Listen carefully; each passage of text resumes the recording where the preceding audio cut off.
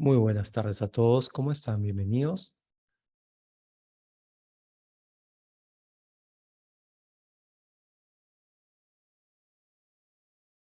Buenas tardes, Carolai, buenas tardes, Rocío, bienvenidas. Buenas tardes, Adriano, Dorca, Jesús, Maricielo, Mario, Rolly, Oscar, buenas tardes a todos.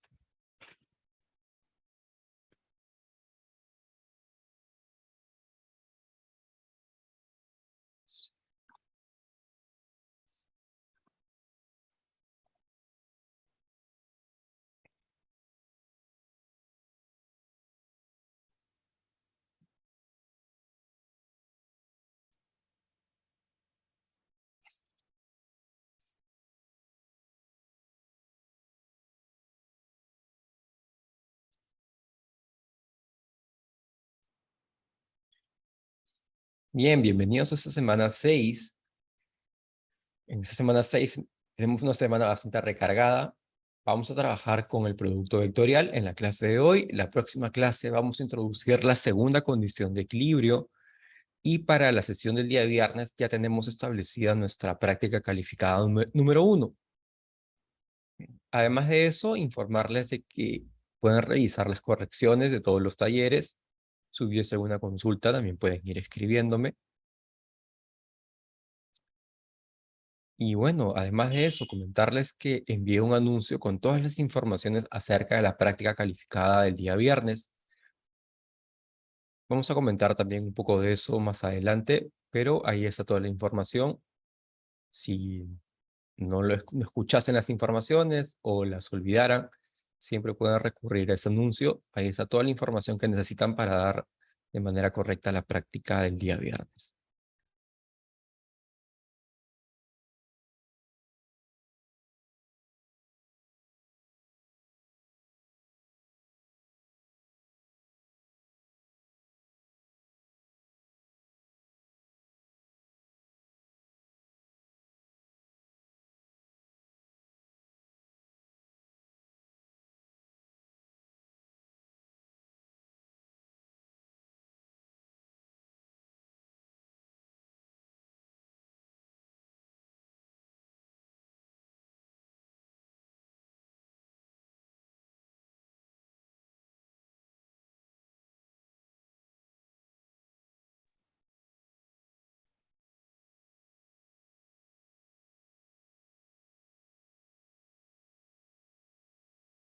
Muy buenas tardes a todos los que van ingresando a nuestra clase de hoy. Antes de empezar la clase, si se presenta alguna consulta o duda de lo que hemos hecho hasta la semana 5, pueden ir escribiéndome o pueden pedir la palabra sin ningún problema.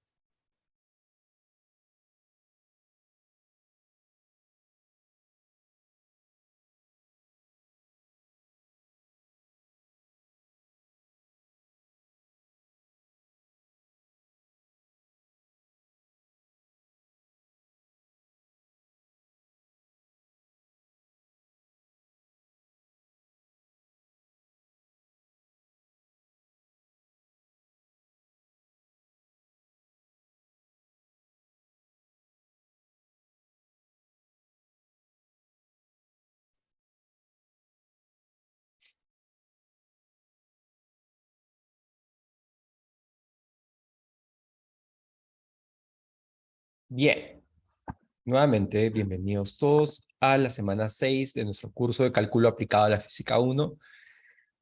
Y antes de empezar, comentarles un poco de cuál es el plan para la semana actual.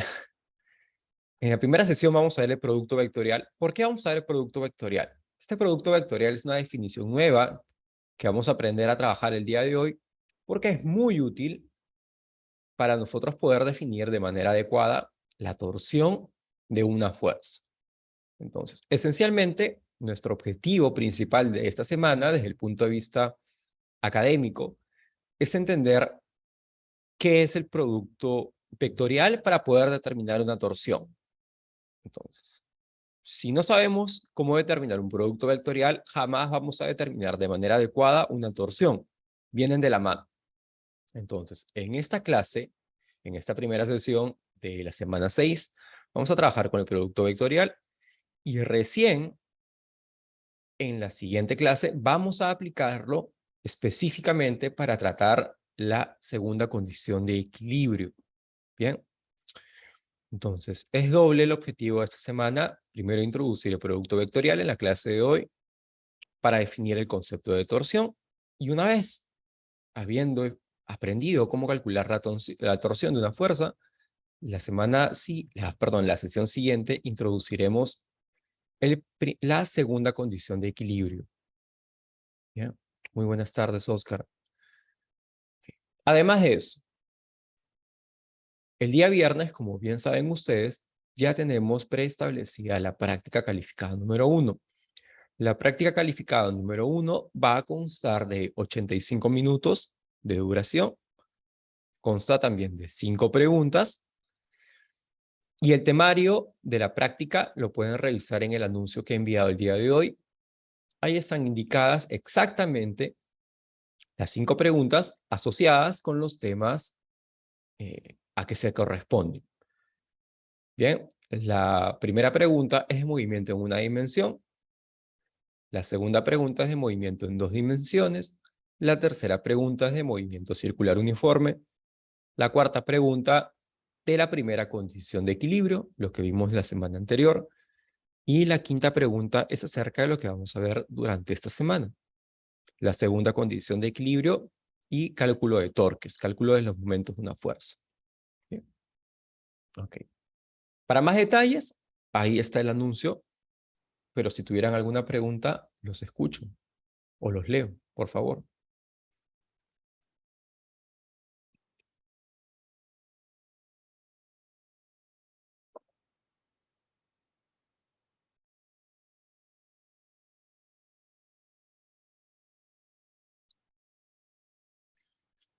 Bien, entonces es bastante importante que ustedes dominen los temas que hemos tratado en las últimas 2 semanas, o sea, la semana anterior y lo que veremos esta semana, porque como ya hemos dicho, la quinta pregunta de la práctica calificada va a tratar de lo que estamos viendo en la semana actual. Bien, entonces vamos directo a eso. Entonces, el objetivo de esta sesión es que al final el estudiante aplica el producto vectorial a ejercicios concretos. Además, calcula el torque de una fuerza analíticamente. Bien, entonces tenemos 2 objetivos en esta clase de hoy. El primero de ellos, como hemos dicho, es definir el producto vectorial. El producto vectorial es una herramienta matemática que nos va a permitir definir este concepto físico, que es el torque. ¿Ok? El torque es un concepto físico. Y el torque se soporta del producto vectorial, que es la herramienta matemática. ¿Ok? Entonces, en la práctica, si queremos determinar el torque de una fuerza, tenemos que aplicar el producto vectorial. ¿Bien? De acuerdo. Entonces, esas 2 cosas debemos aprender el día de hoy. Entonces, en la primera parte vamos a definir el producto vectorial. Después vamos a definir el torque a partir del producto vectorial y vamos a ver ejercicios de aplicación. Específicamente nos vamos a centrar en casos de movimiento, de sistemas de fuerzas coplanares. Sistemas donde las fuerzas están aplicadas en un plano. Esto simplifica bastante, obviamente, nuestro estudio. Bien.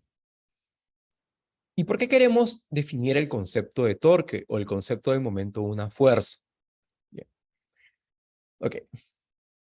Veamos, ¿cuál es la utilidad del concepto de torque? Si queremos ajustar, por ejemplo, un tornillo o una tuerca de la rueda de un auto, ¿en qué sentido se debe producir la rotación?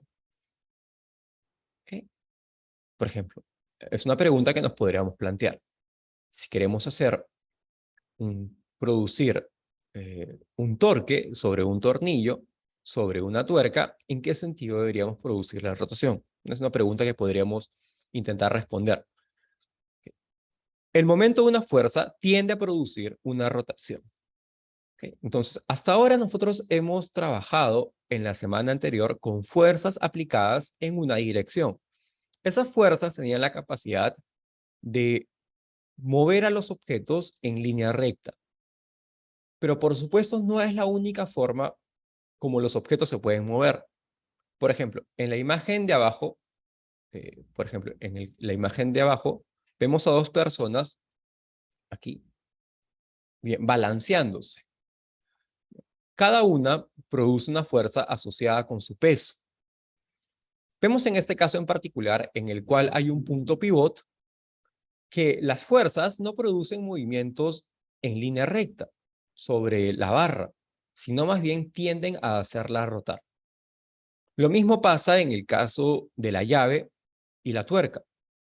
Al aplicar una fuerza en la parte extrema de la llave, la tuerca no está cambiando, no está trasladando a la tuerca. La llave no traslada a la tuerca, sino más bien la hace rotar. Entonces, es un poco diferente de lo que hemos aprendido en las clases de la última semana, en las cuales las fuerzas producían traslación sobre los objetos esencialmente. En este caso no. En este caso producen giros. Y la propiedad física que define la capacidad de las fuerzas para producir giros se llama el momento de una fuerza. Bien, entonces, a partir de ahora, en esta clase, vamos a llamar a esta noción el momento de una fuerza. O de manera alterna, la vamos a llamar también torque. Tenemos las dos posibilidades, momento de una fuerza o torque. Nosotros vamos a llamarla de manera indistinta, o momento de una fuerza o torque. Bien.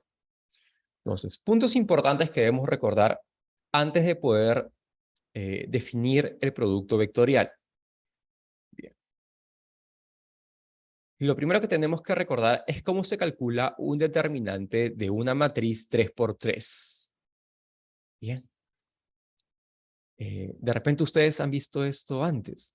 ¿Recuerdan algún método para calcular las determinantes de una matriz 3×3?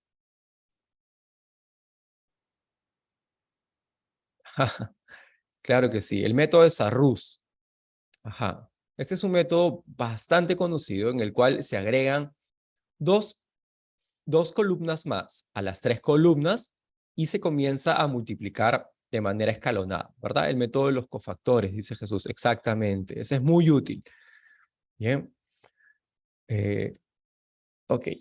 Hay muchos métodos para determinar una determinante de una matriz 3×3. Y seguramente ustedes han dominado más el método de Sarrus, que también se le conoce como el método del serrucho. Vean, pero aquí les quiero presentar un método que es muy útil, muy conveniente, sobre todo para el cálculo de las determinantes 3×3 y específicamente cuando nosotros trabajemos con el producto vectorial. Vean. Evidentemente, una determinante de 3×3 es bastante más compleja que una determinante de 2×2. Ok. A todos nos encantaría que las determinantes 3×3 sean tan simples como las determinantes del tipo 2×2. ¿No? En el caso que tengamos una matriz 2×2, como tenemos aquí en la parte inferior, voy a indicarlo, tenemos dos elementos en las filas, dos elementos en las columnas, y simplemente la determinante se calcula haciendo la multiplicación en la diagonal principal y restando por la multiplicación en la diagonal secundaria. AD menos BC. ¿Okay?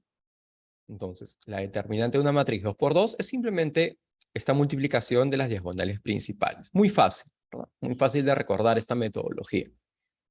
Ok, para los que no recuerden, les recuerdo que la determinante de una matriz es simplemente un número que se le asocia a una matriz.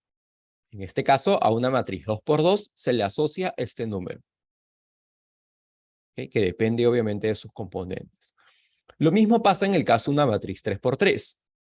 Podemos asociar a esta matriz un número, ¿okay? Al determinante de esta matriz. Entonces, ahora quiero enseñarles un método simple de calcular la matriz 3×3. Y este va a estar muy conveniente. Bien. Entonces, empezamos. A ver, un segundo.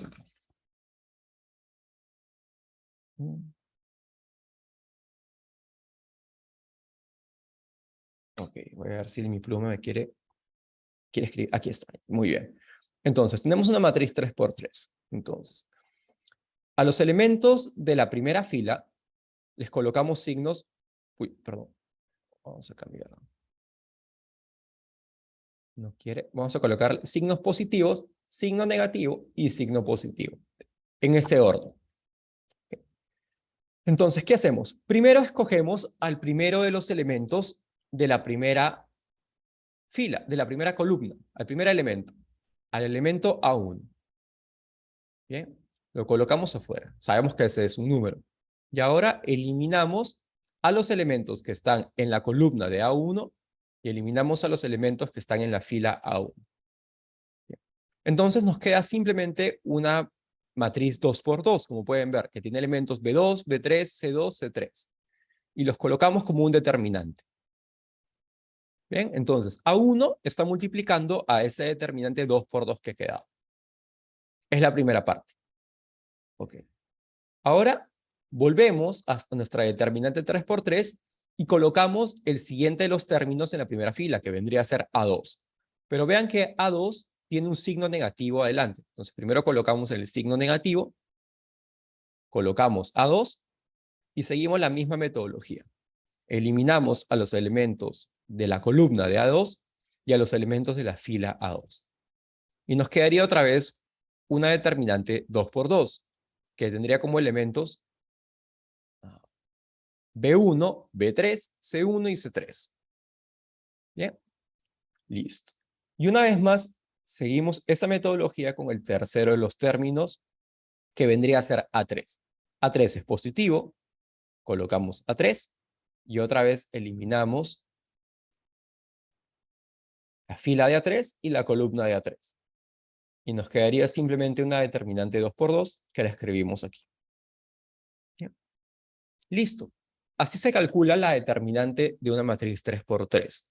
Es muy simple esta metodología. ¿Por qué? Porque una determinante 3 por 3 en general es pesada a desarrollar, pero ahora nosotros hemos transformado esa determinante 3 por 3 en tres determinantes del tipo 2 por 2, que son fáciles de calcular.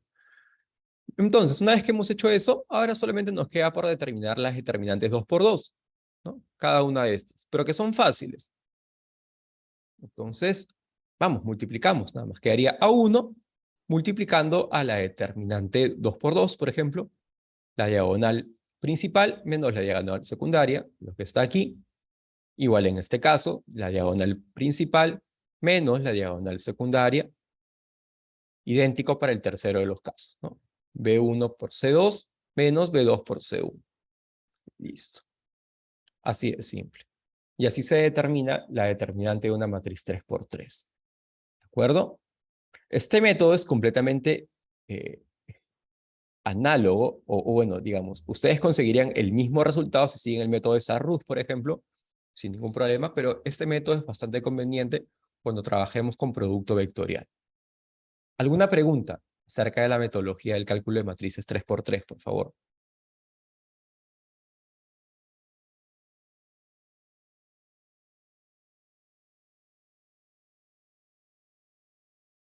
Exacto, ajá. Una pregunta, y para los puntos I, J y K, ¿cómo sería? Ok, vamos a ver eso justamente a partir de ahora. Esto es para el caso más general posible, en el cual estamos calculando una determinante 3 por 3. Todavía no estamos trabajando con vectores aquí, ¿ok? Solamente calculando una determinante del tipo 3 por 3, y cualquier determinante del tipo 3 por 3 se debe calcular de esta manera.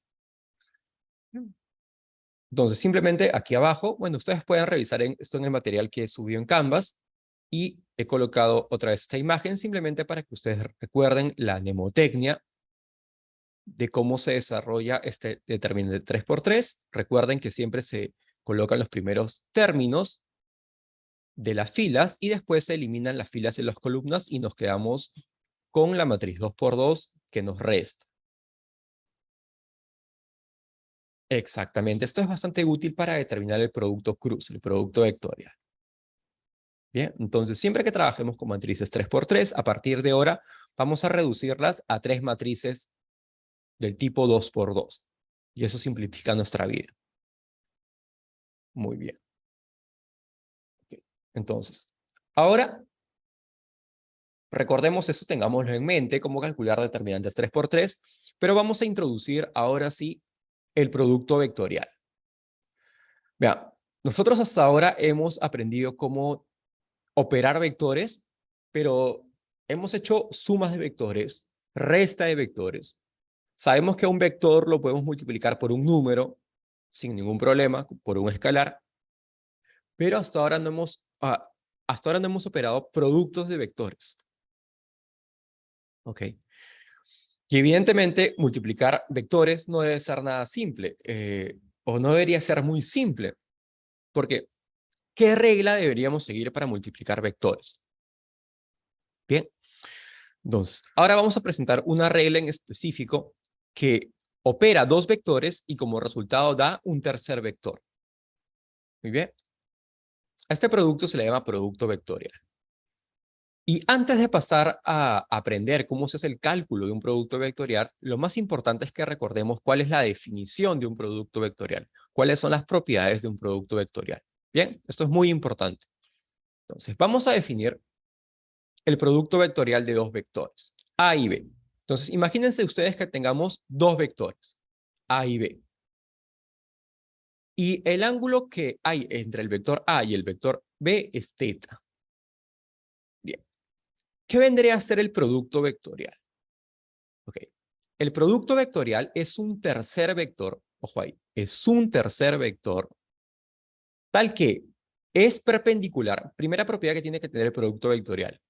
El producto vectorial es un tercer vector que es perpendicular al plano que forman los dos vectores que se están multiplicando. A y B forman un plano. ¿Ok? Forman algún plano. ¿Ok? El vector C es perpendicular a esos dos vectores. Siempre es una propiedad del producto vectorial. Siempre es perpendicular a los dos vectores. O sea, forma 90 grados. Forma 90 grados con A y forma 90 grados con B.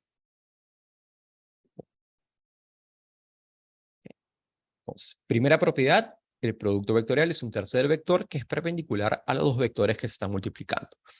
Y la segunda propiedad, el módulo de este vector producto vectorial es igual al valor del paralelogramo que se forma trasladando paralelamente cada uno de los lados. ¿Okay? Entonces, el módulo de C es justamente el área de ese paralelogramo. Y el área del paralelogramo se calcula multiplicando el módulo de A por el módulo de B por el seno del ángulo que hay entre estos dos vectores. Ajá. ¿Ok? Exactamente, Jesús. Como dice Jesús, estos vectores tienen que estar en 3 dimensiones, por supuesto. Por eso, esa fue la motivación de que introduzcamos los vectores en 3 dimensiones la semana pasada. Porque cada vez que trabajemos con el producto vectorial, entonces vamos a tener que trabajar con vectores en 3 dimensiones siempre. ¿Bien? Siempre. Entonces pueden ver en este caso por qué. Si A y B viven en un plano cartesiano, el vector C tiene que ser perpendicular a ellos. No vive en el plano cartesiano, vive en un plano transversal. ¿Ok? Muy bien. Entonces, estas son las dos propiedades esenciales que tiene el producto vectorial y todos debemos recordarla desde el punto de vista conceptual.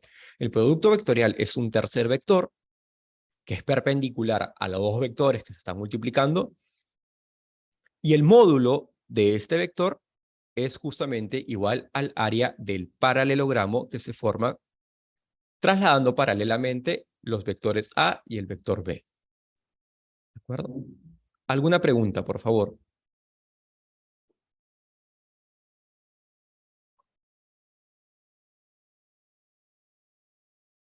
Hasta ahora, ¿alguna pregunta sobre el producto vectorial?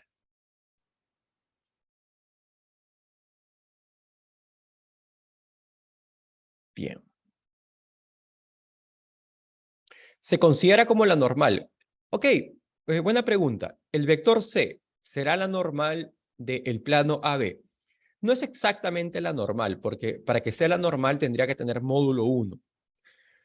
Y el producto vectorial no necesariamente tiene que tener módulo 1, pero evidentemente está en la misma dirección que la normal al plano que forman los vectores A y B.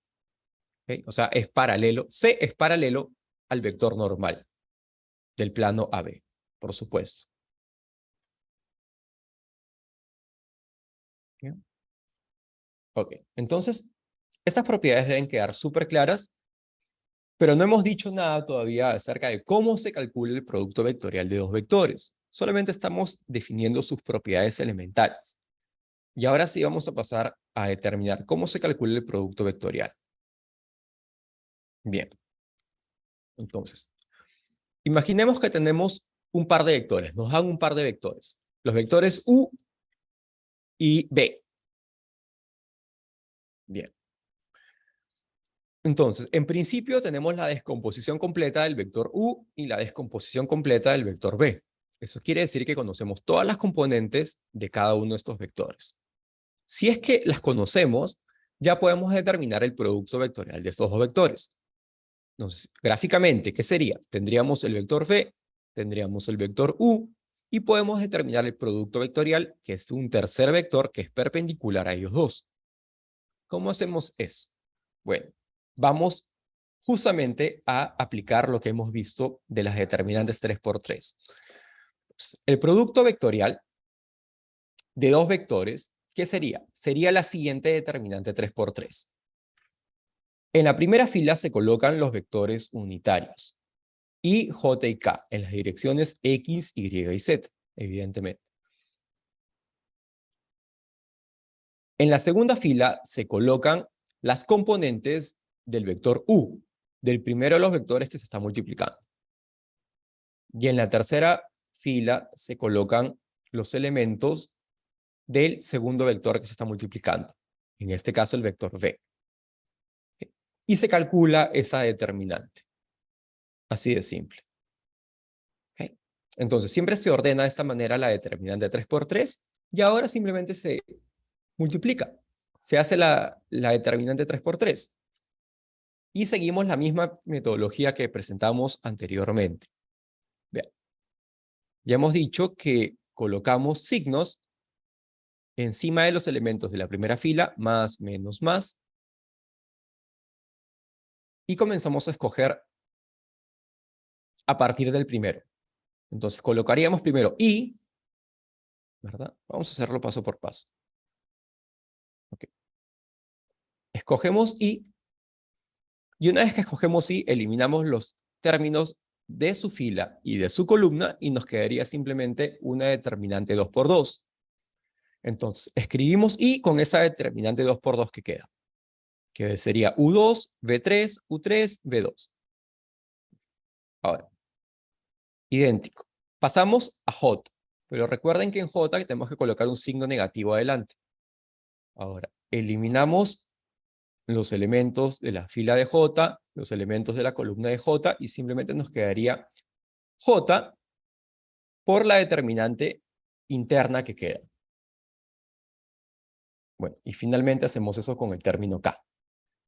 En ese caso colocaremos un valor positivo, eliminamos esta fila, eliminamos esta columna, y nos quedaría otra vez K multiplicado por el siguiente determinante 2×2. Y se acabó. Porque, vean, afuera de las determinantes 2×2, tenemos a los vectores unitarios en cada una de las direcciones. Entonces, cada una de las determinantes 2×2 nos va a dar las componentes de este producto vectorial.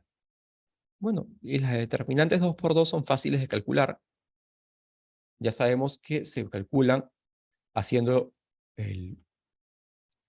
la diagonal principal, el producto de la diagonal principal, menos el producto de la diagonal secundaria para cada uno de los casos. Okay. El resultado de cada una de ellas está aquí. Y listo.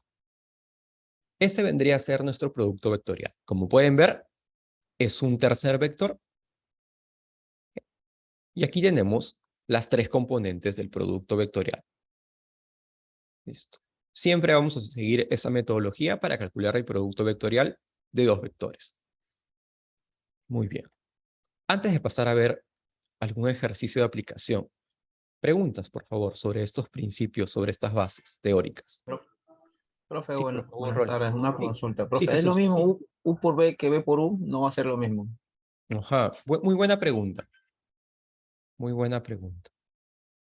Ajá, exactamente. El producto vectorial tiene la propiedad de que no es conmutativo. Muy bien. Ok, entonces déjeme señalar eso por aquí. Ok. A por B no es lo mismo que B por A. Esta es una propiedad del producto vectorial. A diferencia del producto de escalares, en los cuales esto sí se cumple, no se cumple para el caso de los vectores. Y la razón es bastante evidente, ¿verdad? Porque si nosotros cambiásemos el orden aquí, y en vez de colocar en esta fila las componentes de B, colocaríamos las componentes de U, bueno, va a cambiar todo. Va a cambiar el orden de todos los determinantes. ¿Okay?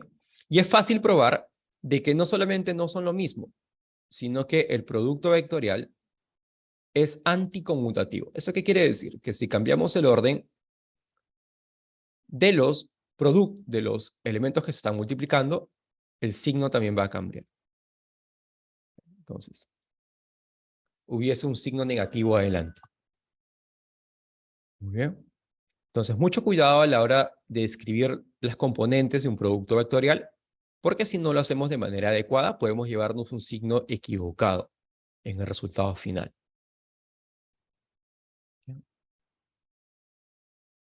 Es una propiedad del producto vectorial. ¿Alguna pregunta más, por favor?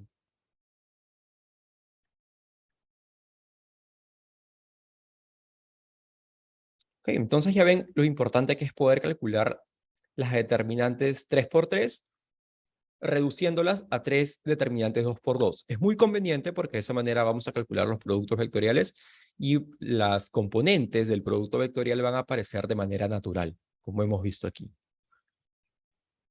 Ok, vamos a ver un ejercicio. Ok, vamos a hacer la parte A de este ejercicio nosotros. Tenemos los vectores P y Q. Y los vectores P y Q son dos lados adyacentes de un paralelogramo. La pregunta es, ¿determina el área del paralelogramo si, por ejemplo, en el caso A, P vale menos 7, 3 menos 3, y Q vale 2, 2, 5? Okay. Entonces vamos a resolver esta pregunta juntos. Vean.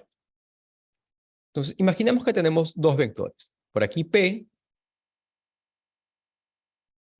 y digamos que por aquí Q. ¿Listo? Profe, Sí. ¿cómo haría el producto? ¿P por Q o Q por P? ¿Cómo lo haría? Esa es mi duda. Ok, vamos a hacerlo con calma, Jesús. No te preocupes. Ahora lo vamos a hacer paso por paso. Okay. Tenemos los vectores P y Q. Bien. Y los vectores P y Q nos dice el problema que son los lados adyacentes de un paralelogramo. Entonces vamos a trasladar de manera paralela, por ejemplo, Q, más o menos por aquí, y vamos a trasladar de manera paralela P. Listo. Uy, perdón. Entonces queremos descubrir cuál será el área de este paralelogramo. Bien, pero ¿qué hemos dicho? Que el producto vectorial tiene dos propiedades. Y una de ellas es que el módulo del producto vectorial es justamente igual al área del paralelogramo que se forma. Entonces, respondiendo a la pregunta de Jesús, para calcular el área del paralelogramo se tendrá que hacer P por Q o Q por P. No importa, porque a la hora de determinar el módulo, no importa, ya que el signo va a ser irrelevante cuando salga del módulo, ya que siempre estamos buscando un valor positivo, ¿cierto? Entonces, para el cálculo del área, verdaderamente eso es irrelevante. Bien. Entonces, dos partes tiene este problema. Primero, calcular el producto vectorial, lo que está adentro, y una vez que tengamos el producto vectorial, que es un tercer vector, simplemente calculamos el módulo de ese vector. ¿Listo?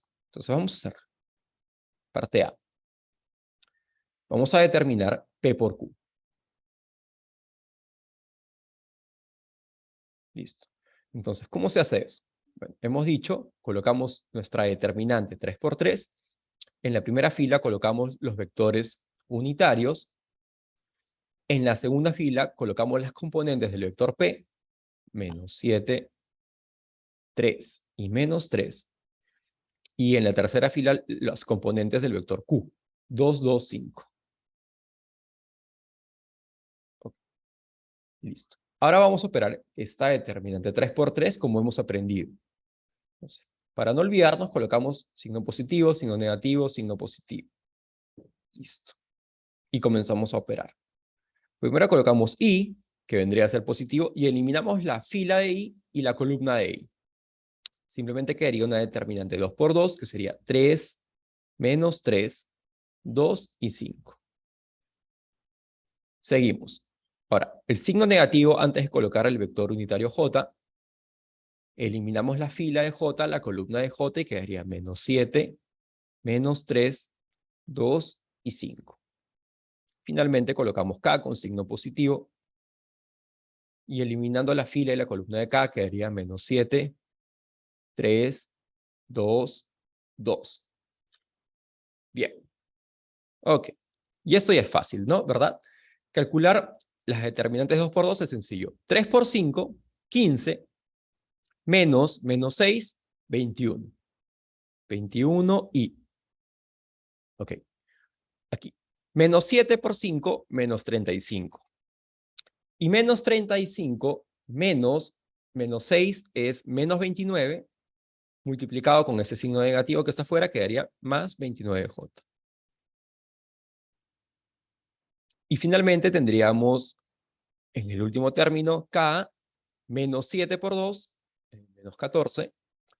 Bueno, menos 14 menos 6 es menos 20. Entonces simplemente colocamos menos 20. Voy a borrar aquí. Menos 20K.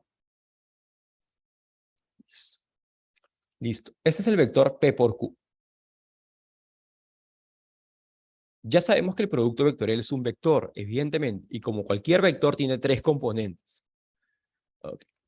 Listo. Finalmente, el área del paralelogramo, el área, simplemente es el módulo de este vector, que es un vector en 3 dimensiones. Bueno, ¿y cómo se calcula el módulo? Muy fácil. Sería 21 al cuadrado más 29 al cuadrado más 20 al cuadrado. Okay. Listo. Simplemente eso vendría a ser el resultado del área. Ok, vamos a calcular cuánto vale eso. Ajá.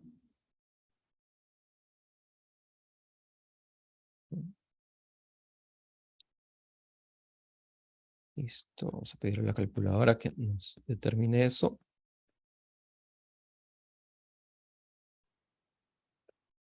Ok, 41. Listo.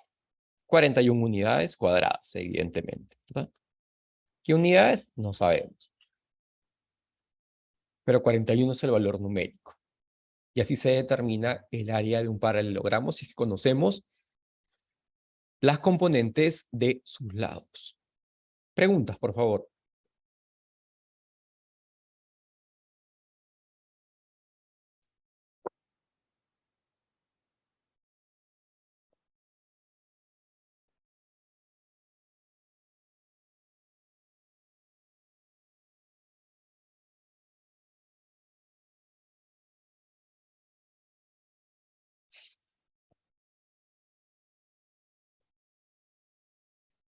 Bien, esto se convierte en mecánico en la brevedad cuando ustedes van desarrollando ejercicios. Pueden aprender a trabajar con el producto vectorial de una manera simple. Recuerden que toda la técnica es aquí aprender a calcular determinantes 3 por 3. Esencialmente todo lo que tenemos que saber para calcular productos vectoriales. Bien. Ok, entonces, puntos importantes de lo que hemos venido conversando acerca del producto vectorial. Ok. A por B, el producto vectorial, es perpendicular al plano que contiene los vectores A y B. Bien. El producto vectorial, recuerden que es un tercer vector perpendicular a los dos vectores que se están multiplicando. Además, el producto vectorial no es conmutativo, sino de que es anticonmutativo.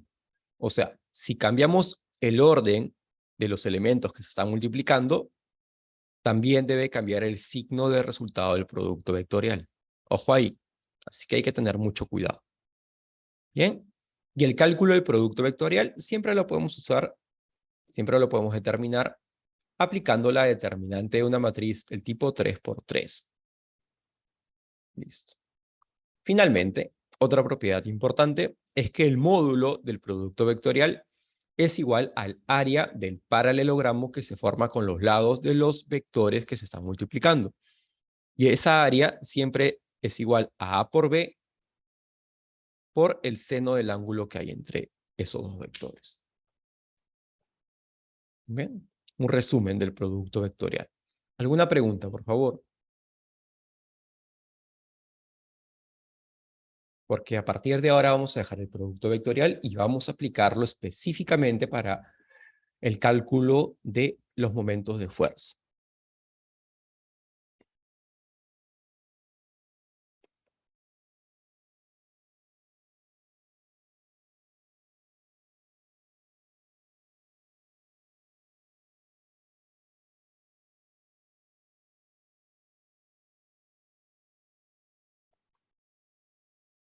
Bien. Ok. Bien. Entonces, nuestro siguiente punto es completamente físico. Vamos a dejar las herramientas matemáticas del producto vectorial y ahora vamos sí a utilizarlas, pero para introducir un concepto físico. Y el concepto físico que queremos introducir es el torque o el momento de una fuerza. Y nosotros hemos dicho que vamos a utilizar estos dos conceptos, esas dos palabras de manera indistinta. Torque o momento de fuerza significan lo mismo. ¿Qué es lo que mide el momento de una fuerza? El momento de una fuerza es una propiedad que calcula la cantidad, digamos, la cantidad o la posibilidad que tiene una fuerza de producir un giro. ¿Okay? El torque al momento de una fuerza mide justamente la cualidad de una fuerza para producir un giro. No todas las fuerzas tienen la capacidad de producir giros. ¿Okay? Y algunas fuerzas aplicadas sobre objetos extendidos tienen mayor capacidad de producir giro que otras fuerzas. ¿Okay? No solamente depende del módulo de la fuerza, sino vamos a ver que también depende de la dirección y del punto de aplicación. Bien, entonces, ¿cómo se define el momento de una fuerza? Para eso vamos a definir un objeto extendido. En este caso, nuestro objeto extendido, como en la imagen pueden ver, es una llave.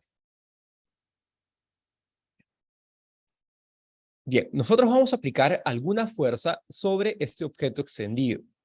Y nosotros queremos producir un giro, justamente aplicando una fuerza en algún punto de esta llave. El giro que produzcamos no va a ser el mismo si aplicamos la fuerza en algún punto distinto de la llave. ¿De acuerdo? Entonces, el torque lo que mide es justamente la capacidad de esta fuerza a producir giro. Y la mejor manera de poder analizar esto o de poder visualizar esto, imagínense que lo que ustedes están viendo no es una llave haciendo girar una tuerca, sino más bien están visualizando una puerta desde la parte superior. Imagínense que ustedes están en la parte superior, en el techo de su casa, y están visualizando la puerta de manera transversal y la tuerca en este caso sería la bisagra. ¿Okay? Es una experiencia que todos tenemos día a día de cómo se produce el giro sobre una puerta. Entonces creo que es la mejor manera de poder representarnos cómo poder medir el torque. ¿Por qué? Porque todos sabemos que depende del punto de aplicación de la fuerza sobre la puerta, la capacidad que tenga esta puerta para poder girar. O sea, no es lo mismo que apliquemos la fuerza en algún punto extremo de la puerta o que apliquemos la fuerza o que empujemos la puerta en algún punto cercano a la bisagra. Todos sabemos por experiencia de que la capacidad de producir giro de la puerta va a ser mayor si aplicamos la fuerza en algún punto extremo. ¿Es verdad? Si aplicamos la fuerza en algún punto cercano a la bisagra, nuestra capacidad de producir giro será menor, será más limitado. ¿Bien? Ok. Bien. Además de eso, la dirección de la aplicación de la fuerza también importa bastante, porque no es lo mismo aplicar una fuerza sobre la puerta que se aproxime a 90 grados que aplicar una fuerza que sea de 0 grados. Nadie abre la puerta en esta forma. Nadie abre la puerta aplicando una fuerza empujando a la puerta contra la bisagra, ¿verdad? Nadie hace eso, evidentemente, porque sabemos que eso no funciona. ¿Ok? Más bien todo lo contrario, cuando aplicamos una fuerza, intentamos aplicarla en el punto más extremo e intentar empujarla formando 90 grados con la puerta, ¿no? De manera perpendicular, porque sabemos experimentalmente que ese método es mucho más efectivo. Exactamente. ¿Bien? Entonces, toda esta información intuitiva que tenemos acerca de cómo se producen torques, de cómo se producen giros al aplicar fuerzas, las podemos resumir en la siguiente fórmula. Esta propiedad torque nos da justamente la cualidad de las fuerzas para producir giro. ¿Y cómo se define? Entonces, tenemos que definir primero un punto pivot. Un punto pivot alrededor del cual se va a producir el giro. En el caso de la puerta, ustedes podrían pensar que es la bisagra. La bisagra va a ser nuestro punto pivot. Muy bien. Además, vamos a aplicar una fuerza. Evidentemente, tenemos que aplicar una fuerza para producir el giro. Ahora, va a depender no solamente de la fuerza, sino del punto de aplicación de la fuerza. Y para eso vamos a calcular la distancia desde el punto pivot hacia el punto de aplicación, que en este caso va a estar definida por este radio vector. Este radio vector R. Bien. Entonces tenemos dos vectores en la definición de torque. Tenemos el radio vector a partir del punto pivot hacia el punto de aplicación y tenemos, evidentemente, la fuerza, nuestro segundo vector. ¿Cómo se calcula el torque? Esta capacidad que tienen las fuerzas para producir giro, simplemente como un producto vectorial. El producto vectorial del radio vector R por la fuerza. Bien. Entonces, como podemos ver, el torque es un vector también. El vector, al ser definido como un producto vectorial, también es un vector. También es una magnitud vectorial. Bien, entonces para calcular cualquier torque tenemos que definir primero el radio vector a partir del punto pivot y la fuerza. Bien, son los dos elementos que tenemos que conocer para poder determinar cualquier torque. Un poco más acerca de eso.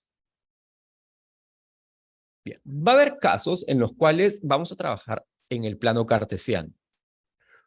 Cuando la fuerza que actúa sobre el objeto extendido, vive en el mismo plano que el radio vector desde el punto pivot hacia el punto de aplicación, entonces esto simplifica muchísimo el problema cuando las dos viven en el plano cartesiano. ¿Por qué simplifica el problema?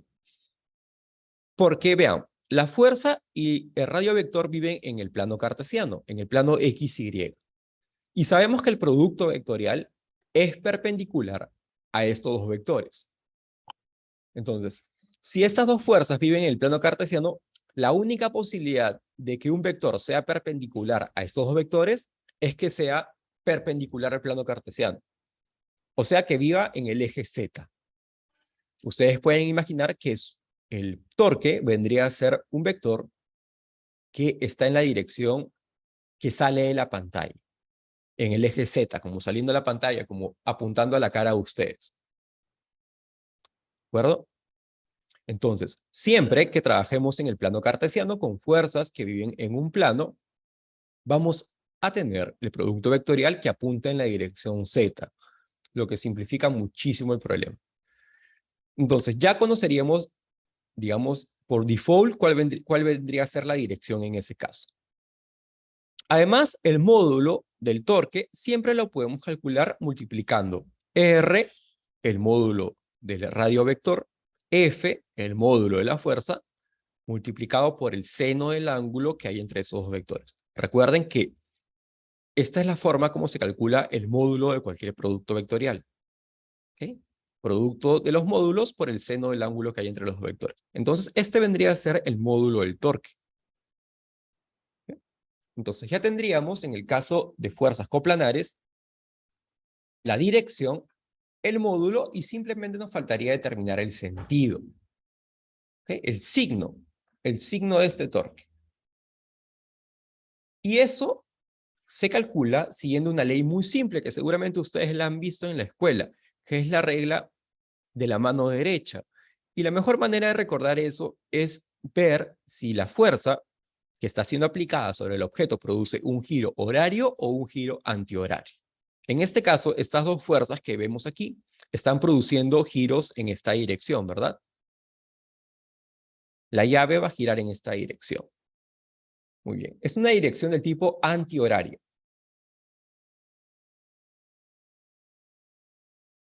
Y cuando la dirección del giro sea antihoraria, entonces el torque será positivo. De lo contrario, si tuviésemos una fuerza, por ejemplo, aplicada en esta dirección, esa fuerza produciría un giro del tipo horario. Y cuando se produzca un giro horario, entonces el torque será negativo. Entonces tenemos una gran simplificación cuando trabajemos con fuerzas coplanares. Cuando tengamos fuerzas que viven en el plano cartesiano, entonces, en vez de hacer todo este cálculo, un cálculo vectorial, podríamos simplemente determinar el vector de la siguiente manera. Ya sabemos la dirección que debe tener ese vector. La dirección debe estar en el eje Z, ya que tiene que ser perpendicular al plano. Perpendicular al plano XY. El módulo lo determinaríamos siempre haciendo la multiplicación simplemente R por F por el seno del ángulo entre estos dos vectores. Y el sentido, que vendría a ser la última propiedad de cualquier vector, vendría dado por el giro positivo si es antihorario y negativo si es horario. ¿Ok? En el caso de fuerzas que viven en un plano. Si las fuerzas no viven en un plano, tenemos que determinar la fuerza de manera vectorial, el radio vector de manera vectorial y hacer el producto vectorial. Esta fórmula es mucho más general. Funciona para todos los casos. ¿De acuerdo? Si trabajamos solamente en dos dimensiones, ustedes pueden ahorrarse ese problema y determinar el torque de esta manera. ¿De acuerdo? Muy bien. Preguntas, por favor.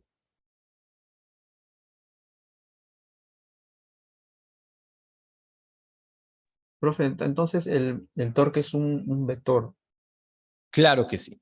El torque es un vector, pero exactamente. me parece que tiene unidades, me parece haber escuchado alguna Claro, unidad, el por torque ejemplo, como tiene... kilo, masa, creo que tiene algo. no, el torque solamente tiene las unidades de... aquí tenemos radio vector, está medido en metros, y la fuerza está medida en newtons, ¿verdad?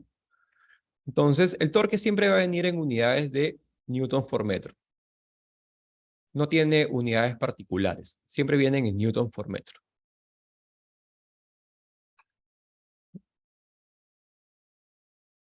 No tiene ninguna unidades en particular. Ok, cuidado que el torque no es lo mismo que el producto. O sea, no confundir con el newtons por metro también se utiliza Eso puede generar confusión. Hay una unidad que también depende de newtons por metros, que se llama joules. Esta es la unidad del trabajo. Pero el torque no mide trabajo. Cuidado ahí. Cuando se da el torque, se da siempre en newtons por metros, que no es la unidad del trabajo. Es diferente.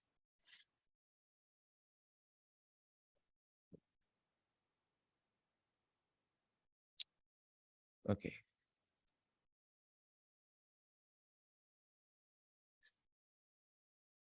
Ok. Un punto más importante. Algo más acerca del torque. Bien. Entonces, sigamos en el caso en el cual tenemos fuerzas que viven en el mismo plano, o sea, fuerzas coplanares, como las que están aquí. Es más, podemos comenzar a dar nombres a estas fuerzas. Vamos a llamar a esta fuerza F1, a esta la fuerza F2, F3, F4, F5, F6. Bien, entonces, imaginemos la situación en la cual están siendo aplicadas estas 6 fuerzas sobre el objeto. Y nosotros deseamos conocer cuál es el torque producido por esta fuerza resultante, por estas 6 fuerzas. Entonces, hay un teorema muy simple de demostrar que nos dice lo siguiente. El torque total del sistema, el torque total que actúa sobre, en este caso, la llave, vendría a ser la suma de cada uno de los torques individuales. Entonces, en la práctica, ¿qué se hace para calcular el torque total del sistema? Se considera, por ejemplo, la fuerza F1, se calcula el torque que está produciendo la fuerza F1 de manera independiente, se hace lo mismo para cada una de las fuerzas, se calcula el torque de cada una de las fuerzas, entonces tendríamos el torque 1, el torque 2, el torque 3, hasta el torque 6 de manera independiente, y al final el torque total es simplemente la suma de todos los torques. ¿Bien? En la práctica, entonces, cuando tengamos más de una fuerza, calculamos los torques individuales y después los sumamos. Y ese es el torque total. Bien. En este caso, por ejemplo, vamos un poquito más allá. En este caso, vemos que F2 y F3 van a producir giros del tipo antihorario, ¿cierto? Entonces, F2 y F3 producen torques positivos. Torque 2 y torque 3 vendrían a ser positivos. De lo contrario, F5 y F6 van a producir giros del tipo horario. Entonces, torque 5 es negativo y torque 6 sería negativo. Y vean, el torque que produce F1 y el torque que produce F4 son nulos. F1 y F4 nunca van a producir ningún giro, como pueden ver, ya que están aplicados de manera paralela y antiparalela respectivamente. Es el caso que ustedes estuviesen empujando la puerta contra la bisagra, en el caso de F1. Y en el caso de F4 es como si ustedes intentasen arrancar la puerta de la bisagra. O sea, evidentemente, cuando apliquen fuerzas en esas direcciones, nunca van a producir un giro. A lo más van a desgastar la bisagra. Es una consecuencia directa del hecho de que el módulo del torque siempre viene dado por R por F por el seno del ángulo que hay entre estos dos vectores. Y en el caso particular en el cual el radio, vean que el radio de aplicación tiene esta dirección, y en el caso que el radio de aplicación y la fuerza sean paralelas, o sea, cuando el ángulo es 0, o cuando son antiparalelas, o sea, cuando el ángulo es de 180, para esos casos, evidentemente, el seno de θ es 0, ¿verdad? El seno de 0 es 0, el seno de 180 es 0, por lo tanto, el torque de estas dos fuerzas es 0. ¿Bien? Entonces, siempre que tengamos una fuerza aplicada en la misma dirección de la línea radial, entonces el torque debe ser 0. Preguntas antes de pasar a los ejercicios, por favor.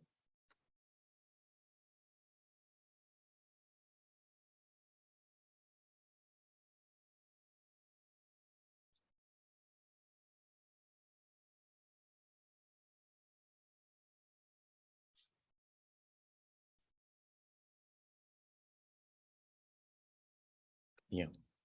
Vamos a ver ahora aplicaciones.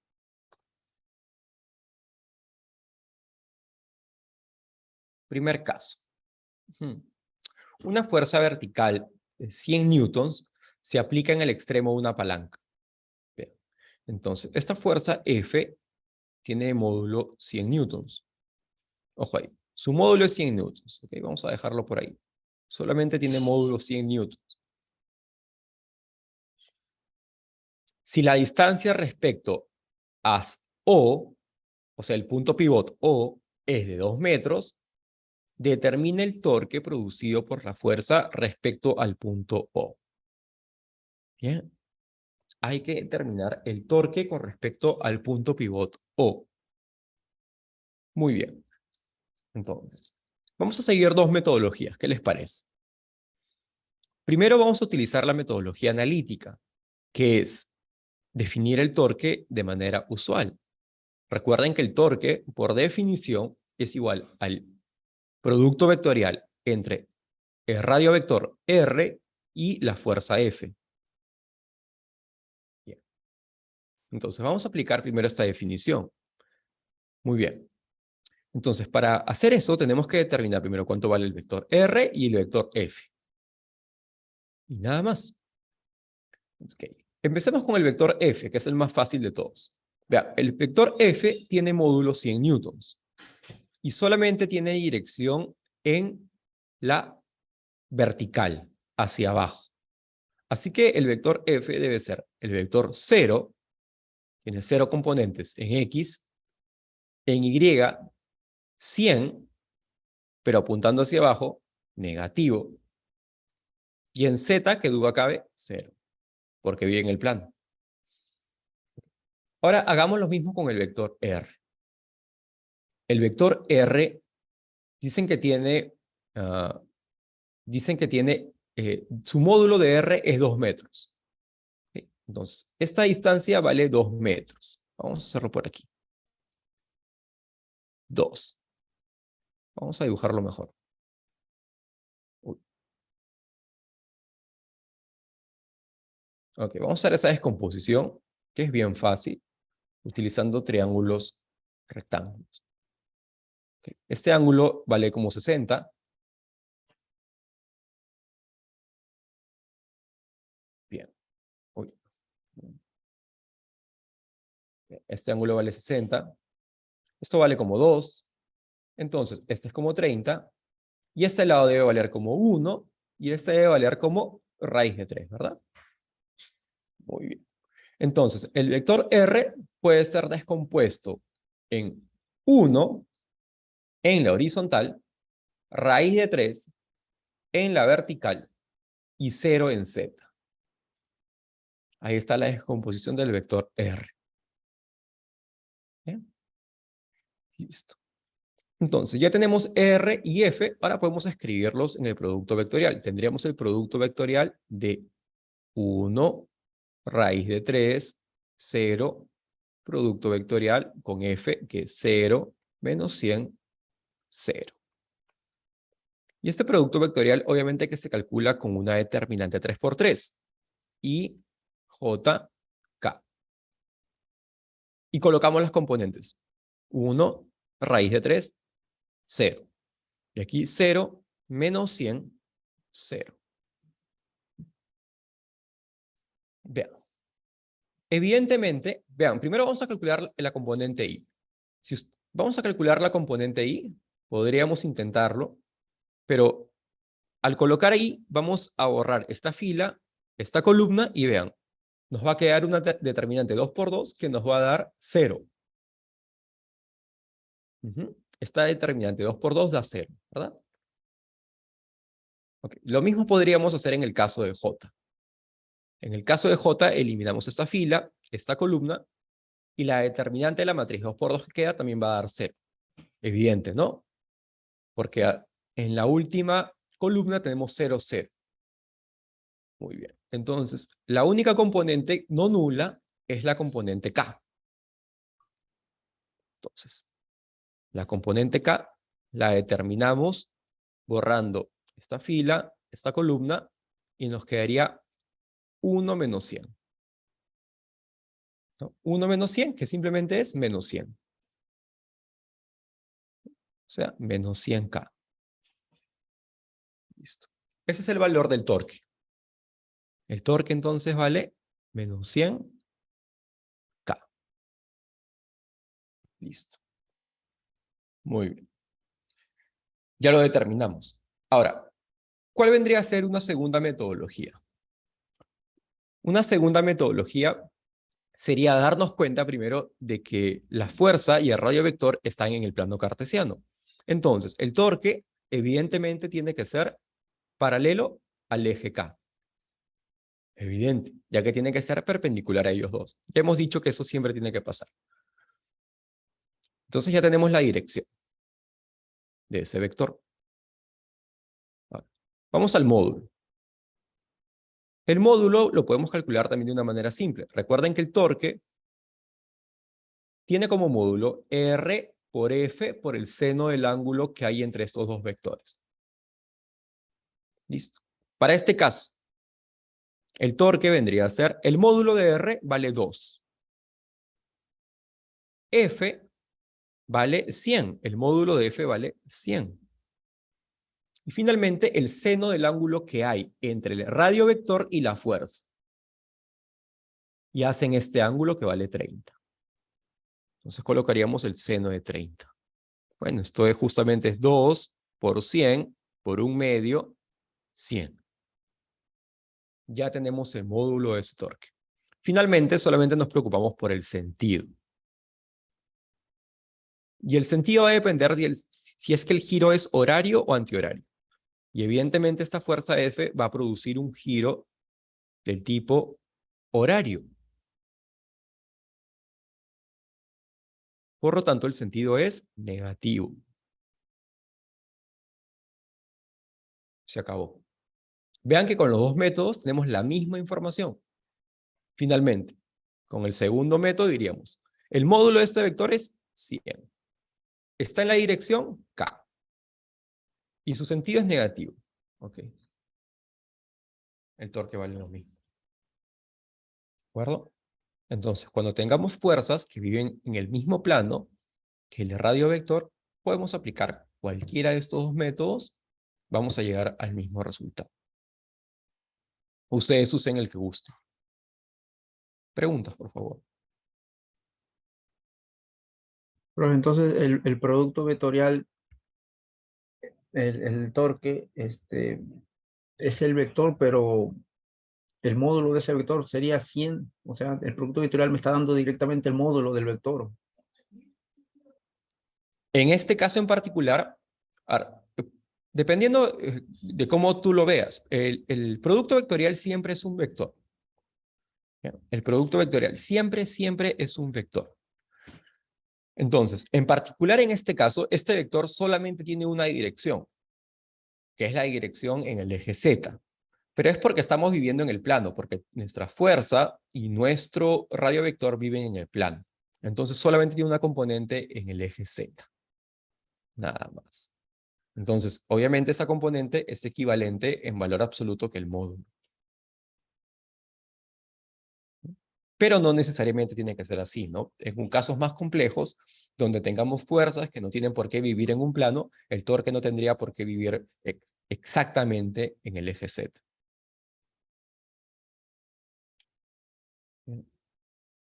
¿Alguna pregunta más, por favor?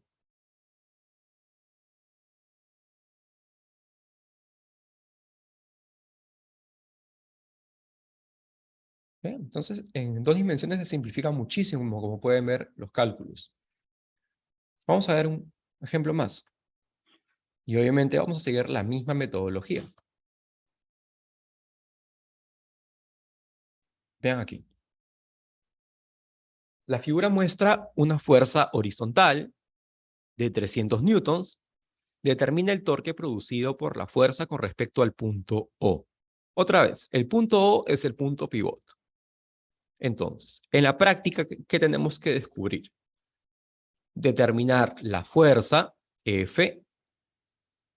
El radio vector es un vector que va desde el punto pivot hacia el punto de aplicación.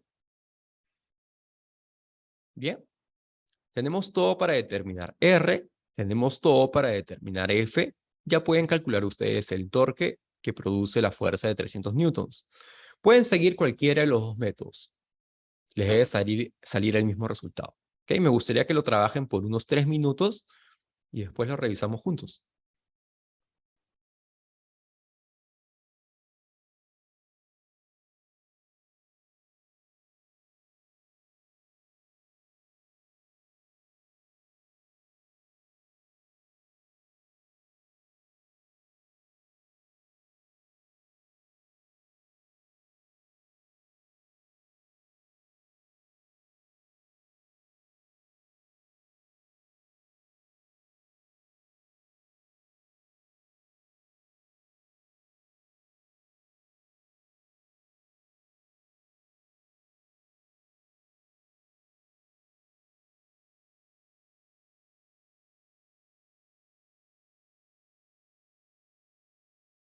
Profe, profe, una consulta. Sí, claro. ¿Usted cree que pueda regresar al ejercicio anterior para hacerle una consulta? Ujú. Que me he quedado con la duda. Ya, mm, el resultado de la determinante, ya, el resultado de la determinante no es el área del paralelogramo, ¿no? Todavía, ¿no? Sería el módulo del resultado de la determinante, ¿no? Claro que sí, claro. El área, el el área- área vendría a ser 100 nada más, positivo. Ya, ya, esa era mi pregunta. Todavía falta sacar el módulo ahí. Claro, Perdón. es el módulo de una componente, es el valor positivo de 100 nada más.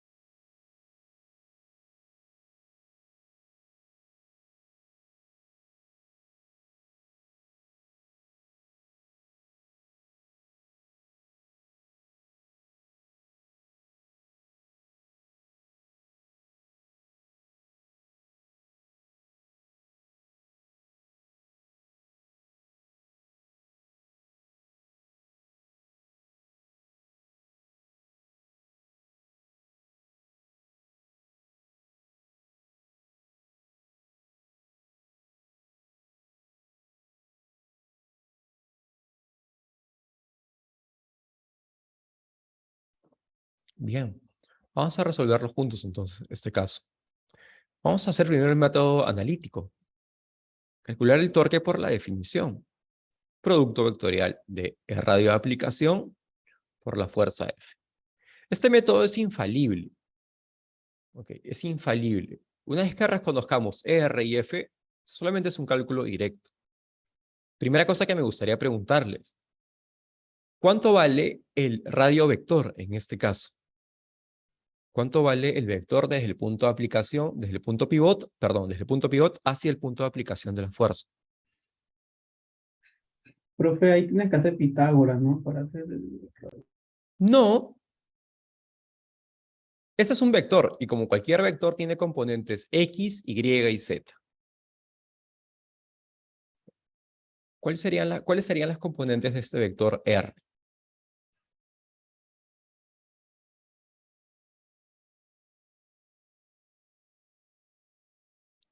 Bien, solamente ubicarlas en el gráfico. Tiene una componente horizontal. Este vector R tiene dos componentes, ¿verdad? En el plano cartesiano. Una horizontal y una vertical. Listo. La horizontal vale 1.5 metros. ¿Estamos de acuerdo? La vertical vale 0,8. Pero vean, esa componente vertical apunta hacia abajo, así que es negativa, menos 0,8. Y obviamente, como no tiene componentes en Z, la componente Z es 0. Muy bien. Ahí está nuestro vector R. Fácil. El vector F. el vector fuerza. El vector fuerza solo tiene componentes horizontales. ¿Alguna duda? 300 newtons en la componente horizontal. Y esta fuerza además apunta hacia la mano izquierda, o sea, es negativa. Por lo tanto, la fuerza es menos 300 en el eje X y en Y y en Z, 0 componentes. Listo. Ok. El torque no sería otra cosa que el producto vectorial de estos dos vectores. Ok. Y ya podemos escribir el producto vectorial como una determinante 3×3. Y JK. Primero R, 1,5 menos 0,8, 0. Menos 300, 0, 0. Muy bien. Ahora, ya sabemos que si la columna de K es 0, la única componente no nula va a ser la componente K. Entonces, vamos a calcular la componente K.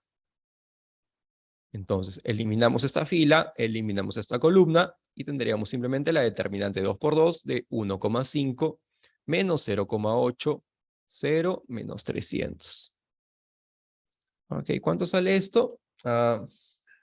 Menos 240K. ¿De acuerdo? Ahí está el torque. ¿Bien? Final, el resultado final. Segundo método. Ya que viven en el plano cartesiano, podríamos determinar esto de una manera mucho más simple. Primero, ya sabemos que la dirección del torque va a estar en el eje K. La dirección del torque es paralela al eje K, ya que tiene que ser perpendicular a R y a F. Listo. Además, el módulo lo podemos determinar de una manera simple también. Sería el módulo de R por el módulo de la fuerza por el seno del ángulo que hay entre ellas dos. ¿Okay? Vean eso. Entonces sería, vean, F, ¿cuánto vale F? F vale 300 en módulo. Y tendríamos R seno del ángulo. Pero R, ¿qué es esto? El ángulo que hace la fuerza con R es este ángulo de aquí. ¿Están de acuerdo conmigo? ¿No? Este ángulo de aquí. Okay. Y ese ángulo es el mismo ángulo de aquí. Por lo tanto, R seno de teta justamente vale este cateto. Este cateto es R seno de teta. Entonces, donde vea R seno de teta, coloco 0,8. Multiplicando 240. Finalmente, el sentido. Ya que esta fuerza va a producir un giro del tipo horario, el sentido es negativo. El sentido del torque es horario. Su signo es negativo. Conclusión la misma, ¿verdad?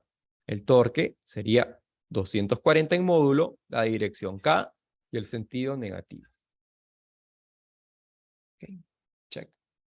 Así se calcula el torque de una fuerza.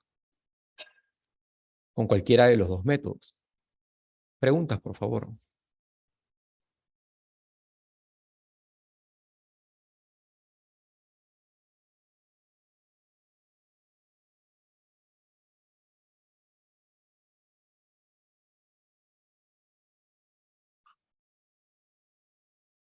Bien, ustedes escogen entonces la metodología que quieran seguir para calcular el torque. Las dos siempre las van a llevar al resultado correcto. Y es una cuestión de gusto al final, de comodidad, de práctica. Evidentemente que hay que practicar bastante. Si alguno de ustedes no se siente cómodo con ninguna de las dos metodologías hasta ahora, es simplemente porque les falta practicar. Revisar la teoría y con la teoría al frente, ponerse a resolver ejercicios hasta que dominen la técnica. ¿Ya? Como pueden ver, al final se convierte en una técnica repetitiva.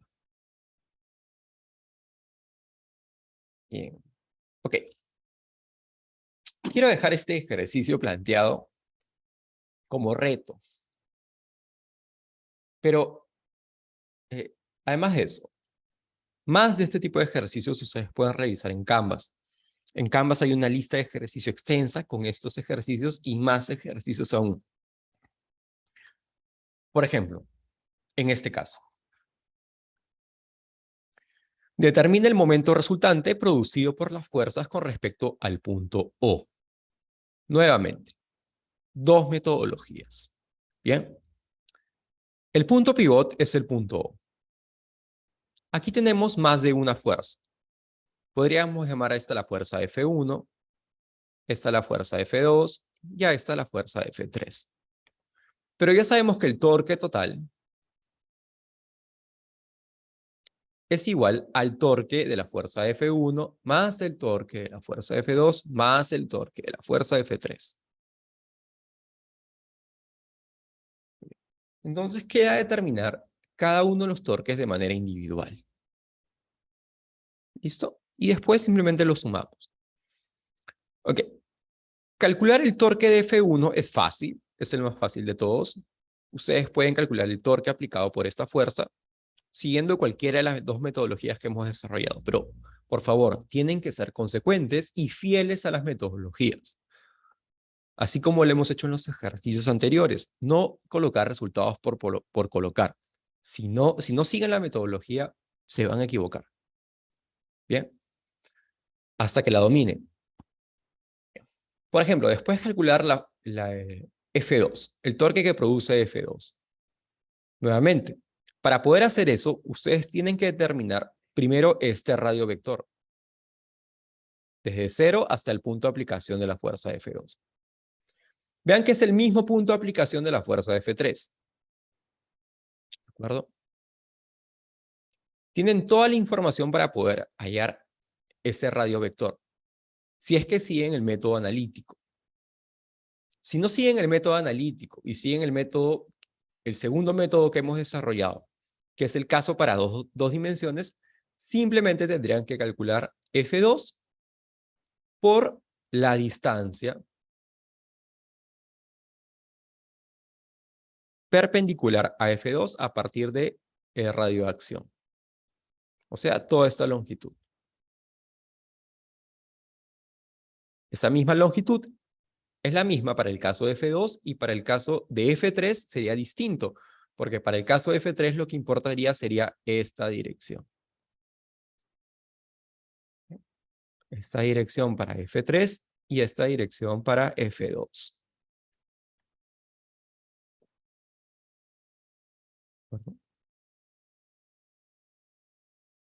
Bien, vamos a desarrollar, vamos a dejarlo planteado de una manera mucho más clara.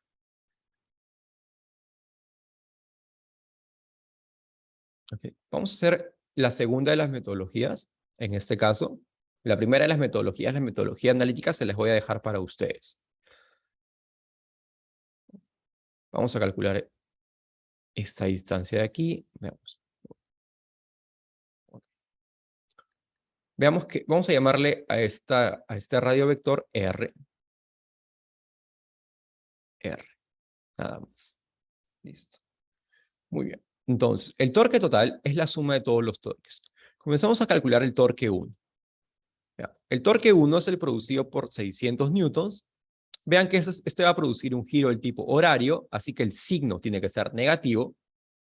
Y el módulo sería 600, la fuerza, por la distancia, 1. Y ya pueden ver que el ángulo que hacen estos dos vale 90. Así que el seno de 90 es 1, queda tácito. Finalmente, el torque de aquí es menos 600. Colocamos las unidades, newtons por metros. Evidentemente ya sabemos que está en la dirección K, ya que son fuerzas que viven en el plano. Vamos a calcular ahora el torque que produce la fuerza 2. Bien, veamos. Tenemos la fuerza F2. El radio, desde el punto pivot hacia F2, va en esta dirección. El ángulo, entonces, será este ángulo de aquí. ¿Alguna duda? Muy bien. Este vendría a ser el ángulo θ2, ¿qué dice? Vamos a llamarle así, el ángulo θ2. Bien, entonces, el torque 2 sería la fuerza 2 por el radio multiplicado por el seno de θ2. Bien. Pero vean, F2 ya sabemos que vale 500 newton en módulo. Bien. Y R de seno θ2 vendría a ser R multiplicado por seno θ2, vendría a ser todo este lado de aquí. Todo este cateto. Entonces solamente nos falta determinar cuánto vale ese cateto. Pero determinar cuánto vale ese cateto es fácil. ¿Ah? Todo esto vale 2,5 metros. Todo este lado vale 3 metros. Y ahora solamente nos faltaría determinar cuánto vale esta longitud de aquí. Pero con la información del triángulo 45-45, ustedes ya pueden determinar que este lado de aquí valdría 2,5 sobre raíz de 2. ¿Alguna duda? Por lo tanto, toda esta longitud valdría 3 más 2,5 sobre raíz de 2. O 1,41.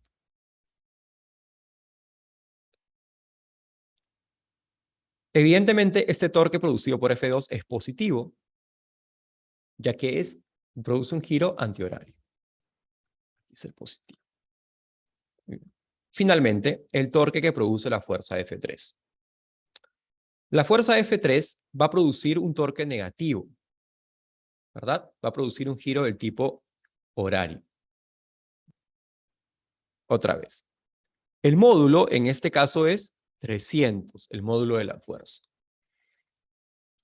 El radio vector es R, el módulo es R, pero el ángulo que hace el radio vector con la fuerza F3 no es el mismo. Es este ángulo de aquí. ¿Ah? Que evidentemente es este mismo ángulo de aquí. Este vendría a ser θ3. Por lo tanto, R multiplicado por el seno de θ3 es justamente este lado que está aquí, este cateto.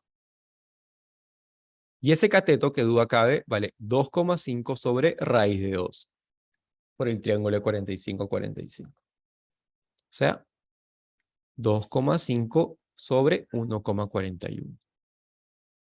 Listo.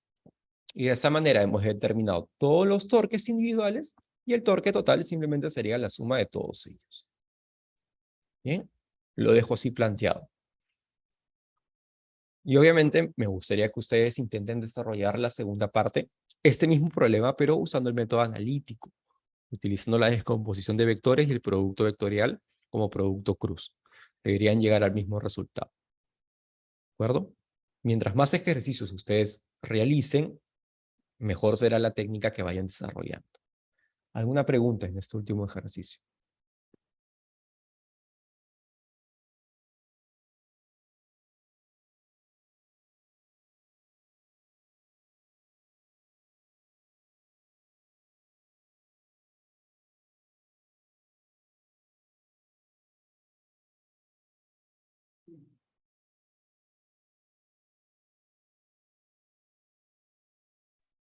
Bien. Ok, de repente para muchos de ustedes esto es nuevo. Esta metodología es nueva para calcular el torque de una fuerza, pero justamente, mientras más nuevo sea algo, más debería movernos a practicar, a intentar dominarlo, ¿de acuerdo? Más trabajo va a costar y los invito a que ustedes vean los ejercicios que están en Canvas y se sienten con la teoría del costado hasta que consigan resolver los ejercicios. Más de estos ejercicios vamos a ver en la próxima clase, donde utilicemos aplicaciones de estos casos para estudiar el cálculo de la segunda condición de equilibrio. ¿Alguna Profesor, pregunta?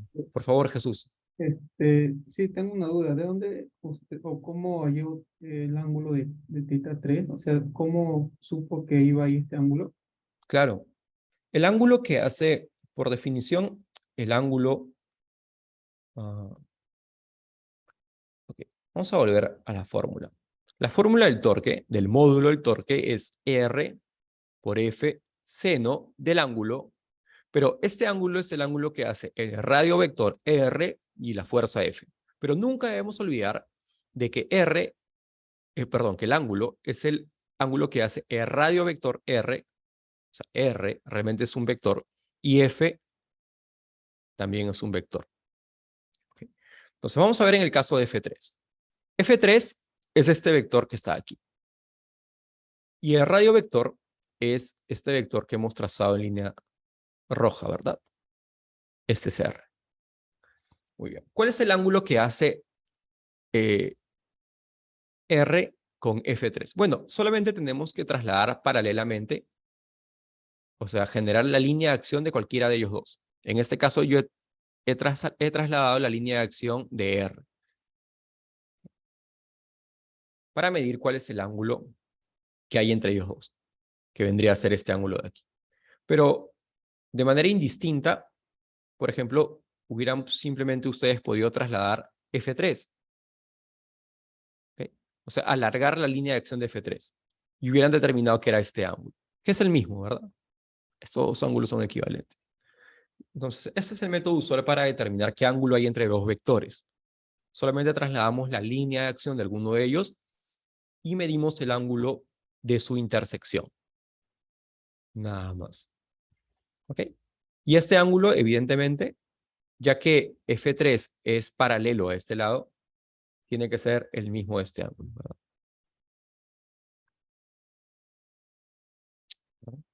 Es la manera como se determinan los ángulos entre dos vectores.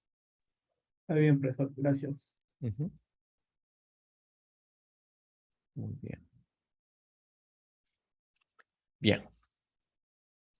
Conclusiones. Bastantes cosas nuevas. Bien.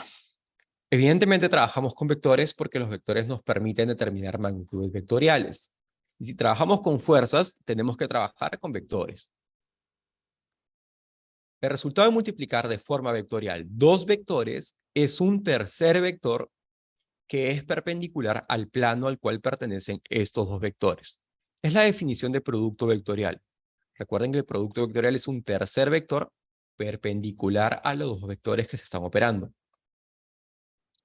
Y mediante el uso del producto vectorial hemos definido esta magnitud llamada torque o momento de fuerza que nos daba la cualidad de una fuerza, la tendencia de una fuerza a producir un giro sobre un objeto extendido.